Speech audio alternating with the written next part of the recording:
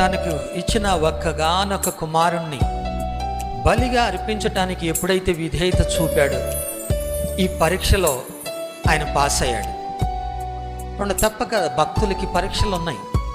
విలువైనది ఊరిక రాదు. దేవుడు పరీక్షించుకున్నాడు.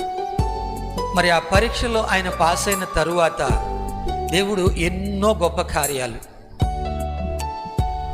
జనములకు తండ్రిగా ఉండేటట్లు, విశ్వాసులకు తండ్రిగా ఉండేటట్లు, దేవుని వాగ్దానాలు ఎప్పటికీ నిలిచి ఉండే ఆశీర్వాదం ఆయన స్వతంత్రించుకున్నాడు. దేవుడు పలికిన మాటలన్నీ కూడా నెరవేర్చబడ్డాయి. ఎంత గొప్ప ధన్యత కదా!